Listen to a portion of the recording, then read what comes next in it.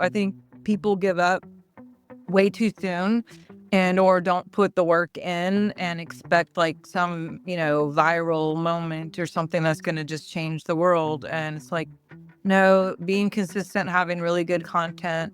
Although sometimes I'll do something that's on my mind and on my heart and just like grab a camera and be like, hey, having a bad day, blah, blah, blah, blah, blah, or whatever, but I think that being real on those bad days is also really important, because I think you've probably seen those people who are out there and they only show like the smiley, like polished, everything. And there is a theory called the shoe drop theory, where people will watch other people and just pick apart and try to find anything wrong possible, and they almost like it's so polished that people don't like them because it's so polished. But if you right away up front just be like, hey, I suck at doing this or whatever, or you just show your imperfections, they're not waiting for that shoe to drop, and they feel more relatable to me anyway when I can see someone being, just every day. Welcome to another episode of From Startup to Wunderbrand with Nicholas Kuhner. Dr. Sharnael is a global thought leader blending neuropathic medicine, quantum science, and spirituality to help people unlock their full potential. She's the founder of True TV, author of 5 books, including the international bestseller, The Science of Miracles, and has worked with over 15,000 clients worldwide using remote biofeedback and advanced healing technologies. Dr. Sharnael has also embarked on a mission to help others remember the frequency of love, harness intuition, and live in alignment with divine truth. From EMF protection to crystal healing and biohacking, her practical tools and spiritual insights are reshaping how we think about health, energy, and human potential. So, Dr. Sharnael, welcome. Hi. I must say, I do love your stained glass window in the background. That's very beautiful. It's So, Joan of the first Arc. Joan of Arc. Okay. Yeah. Now, Sorry, there's a little bit of a powerful. delay. She's No she's problem. like my spirit lady or whatever, my spirit animal. I don't know, my encouragement. Yeah. Well, she's a very good example, I guess. Now, I said to you before we started this call that I've got a gotcha question for you. So I'm just going to get it out the way in the beginning. Okay. Lavender and lavender oil, is it really that good? It's really good. Yes. I use it all the time. I grew up with tons of lavender, and my dream is to have a lavender farm one day. It won't happen, but I can dream. And my mother and my grandmother used to sell aromatherapy oils and all sorts of interesting things. And we used, whenever we burnt ourselves, the first thing that came onto our hands was lavender oil, just the straight essential oil, and it's fantastic. It takes the burn away. So I'm a big aromatherapy and essential oil fan. Awesome. Yes, me too. Now, you've built a brand that sort of spans over 51 countries, blending spirituality and science. How did you, now, and it's quite a niche space that you're in. So what has been your sort of key to standing out in this space? Because there are obviously other folks in the similar branded space than you, but what have you done what is your special sauce basically? Yeah, I mean, I think that if everyone could be their true self, their authentic self, then it's gonna your brand is automatically gonna come through, and you will set yourself apart in the ways of us being true. What I see a lot, and you probably see this too, is people will copy other people and try to be like someone else. And I just don't like it. Like, I can spot it usually, and it's like, the same kind of videos, the same kind of talk, the same way to teach. That's really boring to me. I love that we are also diverse, and I think we're made that way on purpose. And I think it's cool just to be yourself. But that's one key. And the other key is just being consistent, getting out there, getting out there, getting out there, because if you just do it once and you're like, oh, I'm done, yeah, everybody come to me, that's just not how it happens. I think people give up way too soon and or don't put the work in and expect like some, viral moment or something that's going to just change the world. And it's like, no, being consistent, having really good content, being, thinking what they want, not what necessarily I want to do. Although sometimes I'll do something that's on my mind and on my heart and just like grab a camera and be like, hey, having a bad day, blah, blah, blah, blah, blah, or whatever, but I think that being real on those bad days is also really important because I think you've probably seen those people who are out there and they only show like the smiley, like polish, everything. And there is a theory called the shoe drop theory where people will watch other people and just pick apart and try to find anything wrong possible, and they almost like it's so polished that people don't like them because it's so polished. But if you right away up front just be like, hey, I suck at doing this or whatever, or you just show your imperfections, they're not waiting for that shoe to drop, and they feel more relatable to me anyway when I can see someone being, just every day, if that makes sense.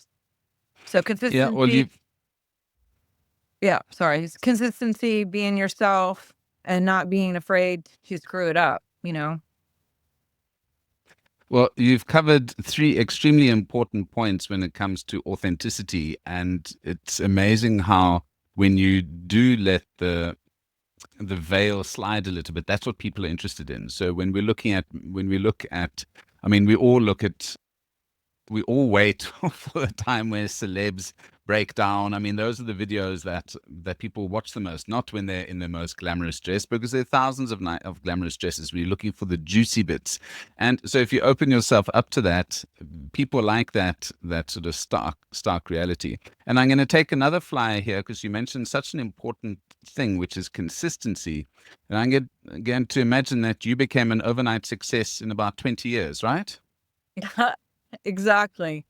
Yeah, and that was after 17 years of being on 6 planes a week and living out of hotels and living out of suitcases. And honestly, Nicholas, even when I stopped traveling to that level, like, to this day, I have a suitcase packed, like, all the time. Like, I basically just take everything out, put it in the wash, get new stuff, put it in, and it's constant. I'm leaving. I just came back from LA, and then I went to Miami, and now I'm headed to, Miami again this week, and I'll be in New York the following week. So, you know, being boots on the ground in real places helps too, although I really love the internet because I don't have to be on the plane. I enjoy like actual hugging people and seeing people, and maybe I'll come over to Norway and hang out with you, or who knows. Absolutely. Well, you're welcome anytime. And that goes to my next question here, which touches on what you mentioned.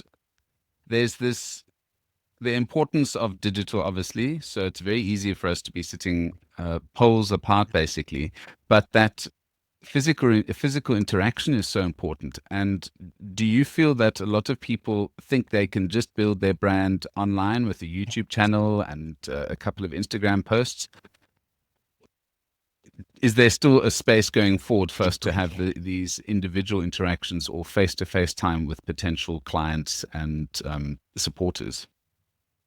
Yeah, I mean, there are people who have done everything online, and they've been very successful about it. So I never want to say never. I personally like real life too, and maybe I'm old school, and maybe because I did conference speaking, for 17 years, and actually longer now, because I mean, I didn't quit, but I mean, before I was solid online doing everything. We did television, and that was, not in person, but we also did, in-person meetings or book signings and things like that. And again, whatever you're doing, be consistent in one way or another to show up. Um, I don't know what the stats are, but it's pretty high what people will start a podcast or start a brand or whatever, and then they quit within however long because, oh, they're not getting enough money or they're not getting paid or they're not seeing the other, the hard work that really needs to be there to get there. Like I said, 20 years. Yeah, I've been doing this since the late 1900s. So I'm coming up to like 30 years now, which is crazy. It sounds like 1900s. It sounds like almost back in the day when I had to walk to school, not like none of that, but ish. I did walk to school, to be honest. So yeah, times are changing, and being with those changes is also important. When people moved online, we left television and went online, and we had a better opportunity there, to be honest, and it didn't cost as much too, but it does still cost in time and money and effort and being consistent and, coming up with new content, that kind of stuff. Technology, as you said, has changed significantly over the last 30 years. And not just the last 30 years, the last 2 years when ChatGPT stormed onto the scene as well. You have moved part of your business online. Obviously, you've got your YouTube channel, which I see has got nearly 20,000 followers. You've got thousands of views, but you've also got other systems. So you've got, I noticed here, tell me how you've been able to migrate your sort of impersonal or your printed materials onto new technologies like apps, and how's that worked for you, and what sort of prompted you to move your systems online like that? Yeah, I hmm, actually, my channel has been taken down.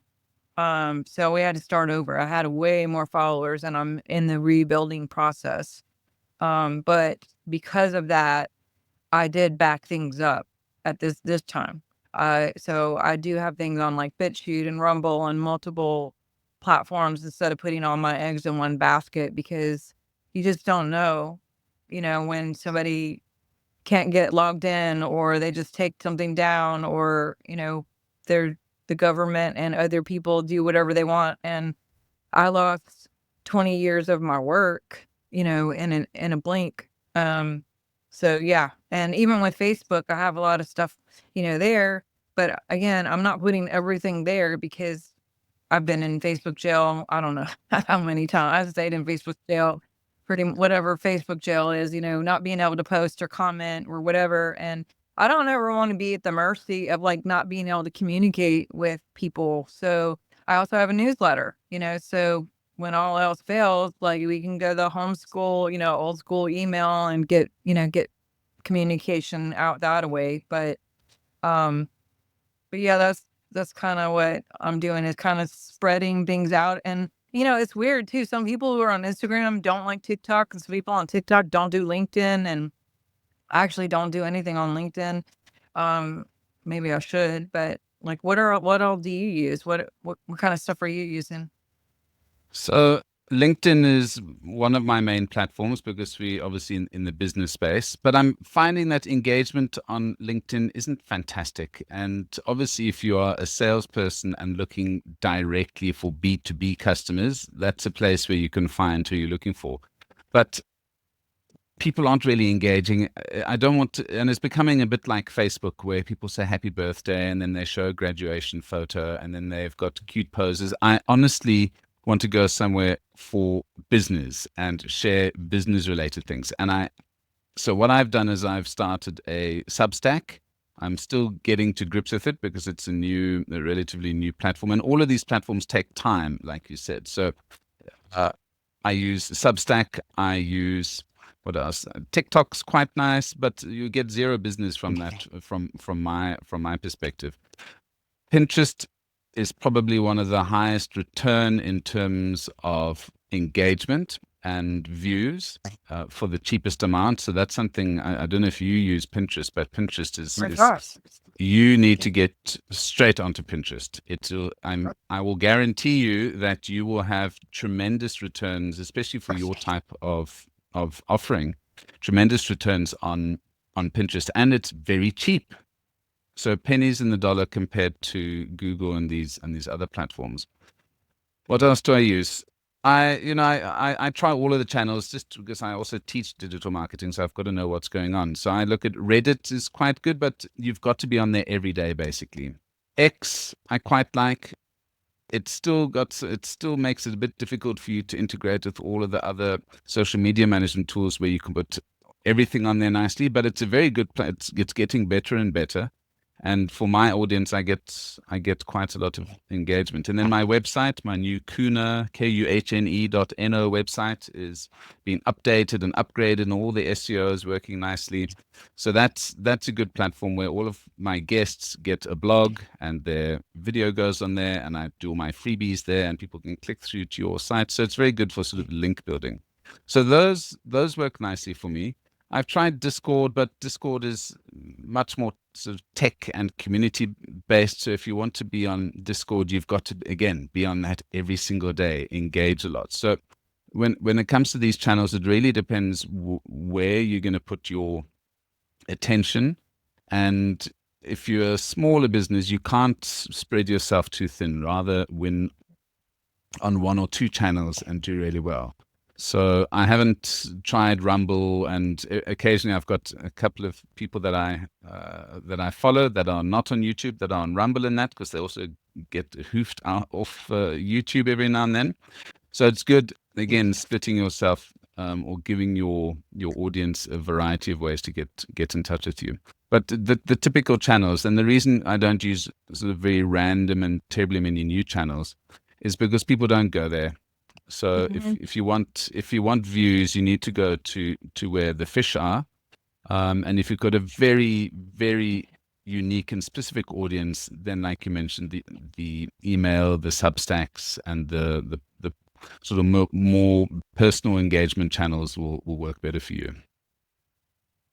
Interesting. I have to check out the Pinterest and the LinkedIn. Yeah, LinkedIn. I mean, for your courses, when it comes to perhaps if there's courses that people can engage teams. So if there's team building, or if you can figure out sort of different personality types, that's going to be quite good because people would be interested in that. And Pinterest in terms of selling your products. And let's talk about some of your products, because as I mentioned, I'm a big fan of aromatherapy oils and crystals. So maybe talk to me a little bit about yeah, the kind of products that you sell and the channels that you're using to sell those. Yeah, I have a crystal card deck that we basically have 80 cards.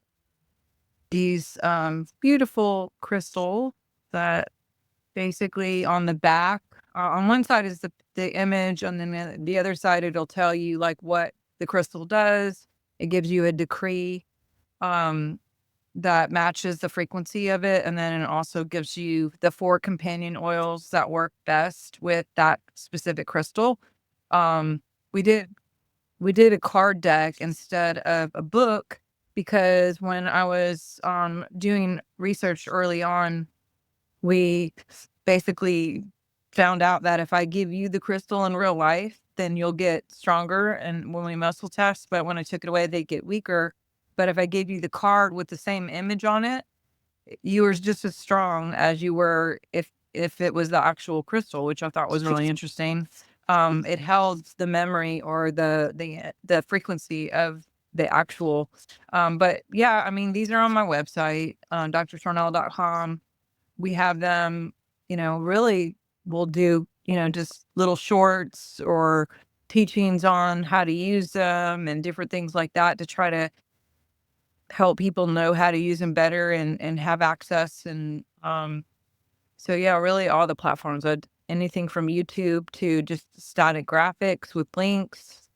You know, I find that with marketing, some people like short, some people like a full-on 30-minute teaching, some people want 2 seconds or, or just look at a graphic and have a link that's easy clickable to find and, not making it hard for the person to really get what they're looking for. I find, with marketing, that's a biggie, is like making it very easy for the person and not have to dig around. Gone are the days when you like don't have a clickable link or a way to get something fast, because people will just like Google that and find it somewhere else, and you're out. So that's really big and important. Yeah, I always push that the call to action has to be really, really, really clear. Now, you've got your crystals card as an app on Apple and Android as well. So that's what I was sort of alluding to earlier, where you've taken a lot of what you've done now and taken into this new digital era that we've got. And maybe talk to me about the remote biofeedback scans. So how do these work? And what is a biofeedback scan? Yeah, so biofeedback is a combination of several technologies. It uses evox, which can detect what's going on with the physical body just by us downloading your voice into the software. We also have the software has a special camera that can take a picture of your biofield so it can see what's going on, because everything in the field is literally a projection of what's going on in the cells and the organs in the body as it radiates out. And then if you're familiar with Royal Rife, he came up in the 40s and basically said, every dis-ease has a frequency, every organ has a frequency, every healthy organ has a frequency. And so if we can detect where the frequencies may be too low or maybe hyper, um, then we know that that's out. And basically, once we get diagnostics, which there's about 25, 30 pages of different things of diagnostics that we look at, then they customize frequencies based on those diagnostics, and they literally send them to the person direct, like meaning people feel it. Like I can feel it. Some people don't feel it, but most people do feel it. Um, and the reports that I'm talking about are anything. I mean, gosh, we look at hormones, we look at major organs, we look at the skeletal sleep patterns. We look to see how EMFs or 5G is affecting the body. We look at sensitivities with food and or if there's chemicals or things going on in the environment that are affecting the body. We look at emotions because 86% of all physical issues are actually emotional trauma stuck in the body that's causing what they call a conversion disorder, meaning the emotions convert into a physical symptom in the body that is trying to send a message to say, hey, let's clear this trauma out. And usually when we clear the trauma, the physical issues go away because that tie is gone. So we do look at emotions, you know, pretty much everything. Try to see if there's parasites or fungus or virus or bacterial things. And in doing so, then we just customize what that person needs and send it back. And when I first started doing it, there was a doctor that practiced on me because he just got the new uh, software, and he's like, "Hey, can I try this on you?" And I was like, "How in the world?" Because he was in a different state. So I was like, "How are you going to do that from far away?" And he was like, "Oh no, it works." And so I was like, "Okay." And my left brain was like, "There's no way this is going to work." But anyway, I came home from work one day for a late lunch, and literally, I didn't know when he was gonna do it, and it knocked me out. Like, I slept sitting up on the couch, kids going in and out, dogs and animals coming in and out, like, just gone, just completely tired, slept, woke up, grabbed my phone to see, like I was gonna text him and say, "Hey, did you do it?" And he had texted me like 5 minutes before 2 o'clock and said, "I'm about to do this." And I slept from like 2 to 9. I mean, I was just so tired. And the first 2 times that he did it, that same thing happened where I just was tired. The third time that he did it actually had the opposite effect where so much had cleared out, like just stagnant energy, cleared out and some things cleared out in my body enough to where then I was like hyper. I mean, I was just so much energy. ATP was way up. I was going through all of my list of things to do from the last 5 years that I've kind of put off. And I was like, done, done, done, done, done, cleaned out my garage, got rid of all the clothes. And, just it was like, wow, this is awesome. So different people feel different things. Some people, like I said, don't feel anything. I always tell people put a notebook next to your bed, because a lot of people will say they get dreams or ideas in the middle of the night, or inspiration, or like something will come through on a business idea, or uh like some result. They're like, oh, why didn't I think of that? And just things just come through once that is cleared up.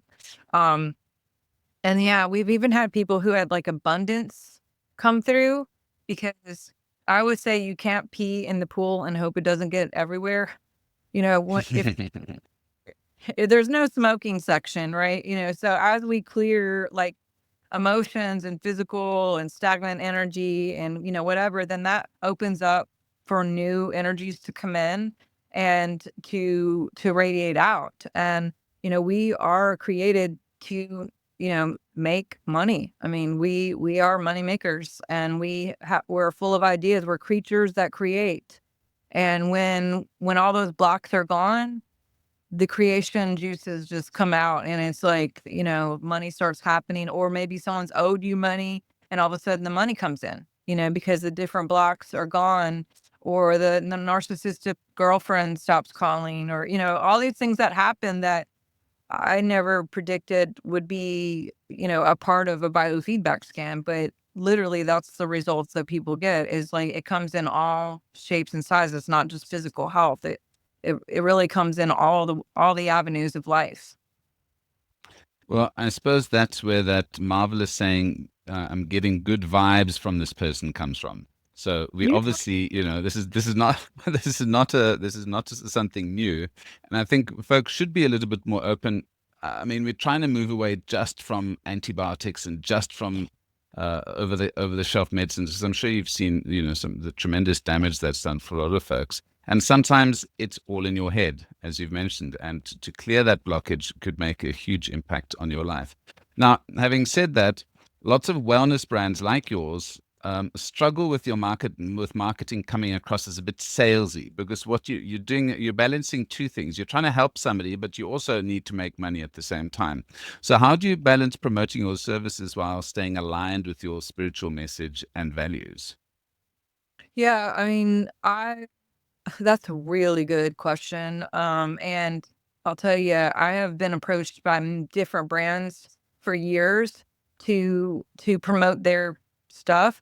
If I can't use it myself and it doesn't test well, I just cannot sell something I don't believe in. So it's easy for me to get behind something that has good integrity, that really works well, that's going to work better than anything else. Um, and I know there's a lot of people out there who'll just get on board with anything and everything. And yeah, it does get like, I have a couple of those friends who literally every time I see that they're like hitting me up, it's like they're on the next thing. And it's like, it's just gross. Like, I think that's just the, I don't like that. Not that there isn't room for a lot of different things either. I'm just saying, be real and be consistent, and you know, be authentic and have integrity. Like to have integrity is to be integrated, mind, body, and spirit. And to, I would, as a doctor too, cause no harm. There's a lot of things out there that aren't really beneficial to the body, but people will sell it like fake ketones or something like that. It's like, no, that's really not the best, for you. And different oil companies that are fake and don't really work. Or I've seen some EMF plugs or things for the phones that, yeah, everyone's selling them, but they don't work. They don't test well. So, no, I'm not going to get on board with that. So, um, I think that's where it's easy for me, because the things that I do believe in and I love and I use myself, it's just a simple way of just explaining how I use the product myself, or how I've seen it work on my patients, and how it benefits the other person. So it's not even selling anything really. It's just explaining how it works for someone and how it's going to make your life better, and then leave the core open for them to decide if they want to do it or not. And I'm not a big pushy person either. Like I don't like it when people are like trying to control or push or just put something down my throat. It's like, you know what? If it's out there, great. If you think it's good, send it to me. But if I don't respond in a couple, whatever, then like, please don't keep going. I mean, I literally had to tell someone this week, please stop sending me this. Like, I said no like 3 times. I'm not getting on board with this. They don't test well. I'm not going to give my integrity up, just for money. I'm just not going to do it, which is, again, probably why I got my channel taken down. But whatever. Well, I suppose with a 30-year track record, people can you can put a lot of value in that you've been consistent and built up your name and your brand over these years. I want to send people to your website, which is Dr. Sharnael. That's DrSharnael.com, and that's where you're going to discover if you've got any blocks to your activation, learn how to clear them out, and a nice store as well, because there's some nice, not just for blocking, but for smelling nice as well. They're all your wonderful aromatherapy oils and infused supplements, and a whole bunch of other interesting things that we didn't get in today because they're not necessarily 100% relevant to digital marketing. But I'd like to thank you again, Dr. Sharnael, for spending some time with us and giving us some really good insights. I think you've the main points there are consistency, authenticity, and yeah, just keeping at it. It's not an overnight thing. You've got to take time, and there might be things out there blocking you from doing what you should be doing, and there are solutions. So thank you. Yeah, I'm just gonna add one more thing. Have fun doing it. Because if you have fun, then you're gonna keep doing it. And a lot of people will do it just because it's fun, and they don't even, you may not make the money right away, but be consistent. And if it's your passion and your purpose, then it doesn't even feel like work. You know what I mean? In some ways it will, but in some ways it's not, Well, work is fun. I mean, life isn't supposed to be that easy, to be honest. And if you're not being challenged, I mean, I often find when I'm doing some activities, I can feel my brain sweating, and it's hard, but that's enjoyable. I go, oh, that was a good, session of work. It's work, but it's fun. So I totally get what you're talking about there. That's awesome. And thank you for having me, and thank you for doing what you do too. I love that you're bringing so much creativity to the marketing world. I appreciate that. Thank you, and we'll chat soon. Yes, thank you. I really do appreciate your comments. So why not go and watch this live on YouTube, or go to my website, kuhne.no. That's KUHNE.no for more information.